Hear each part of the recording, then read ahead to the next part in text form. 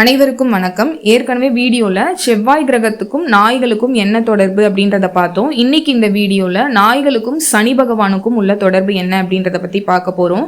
சனி பகவானுடைய காரகத்துவங்கள்னு சிலது இருக்கு, சில நபர்கள் இருக்காங்க.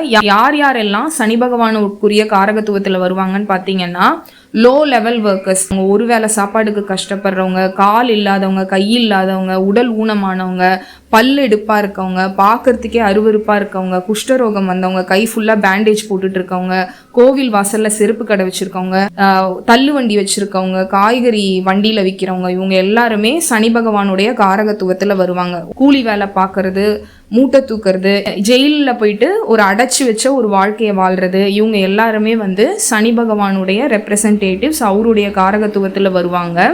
இப்போ இதே வாழ்க்கையை தான் தெருவில் இருக்க நாய்களும் வாழ்ந்துட்டு இருக்காங்க. ஏழையை விட ஏழை, ஒருவேளை சாப்பாடு அவங்களுக்கு கிடையாது, சொந்த வீடு கிடையாது, ஒரு உடம்புலலாம் பார்த்தீங்கன்னா அவங்களுக்கு நிறைய காயங்கள், அடி எல்லாம் இருக்கும். அது எல்லாமும் சனி பகவானை தான் குறிக்கும். அதே வாழ்க்கையை தான் இந்த தெரு நாய்கள் வாழ்ந்துட்டு இருக்காங்க. இப்போ நிறைய பேர் சனி பகவானுக்கு பரிகாரம் பண்ணணும் அப்படின்னா என்ன பண்ணுவீங்கன்னா, கோவிலில் போய் எல் தீபம் ஏற்றுவீங்க. ஏழைகளாக பார்த்து அவங்களுக்கு போர்வை தானம், செருப்பு தானம், குடைதானம் அதெல்லாம் பண்ணுறது வழக்கம்.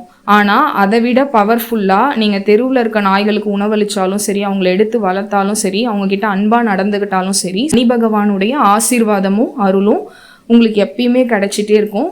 அவருடைய அந்த காலகட்டம் வரும்போது உங்களை எந்த தொந்தரவும் பண்ண மாட்டார்.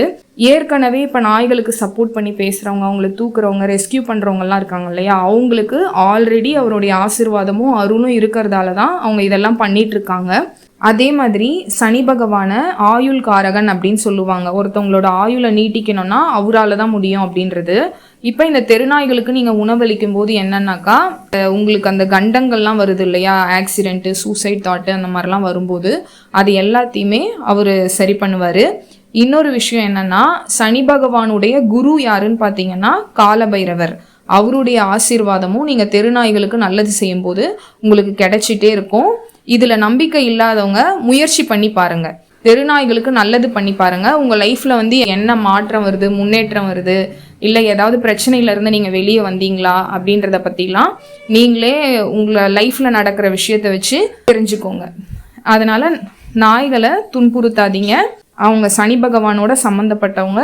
சனி பகவான் சரியில்லாத நேரத்தில் தான் நிறைய பேருக்கு கை கால் உடையும், வீல் சேரில் உட்காருவாங்க, ஆக்சிடெண்ட் ஆகும். இதெல்லாமே நீங்கள் நாய்களை துன்புறுத்தும் போது உங்களுக்கும் இந்த மாதிரியான சம்பவங்கள் நடக்கிறதுக்கும் நிறைய வாய்ப்பு இருக்குது. தெரு நாய்களையோ எந்த ஜீவராசிகளையுமே துன்புறுத்தாதீங்க. நன்றி, வணக்கம்.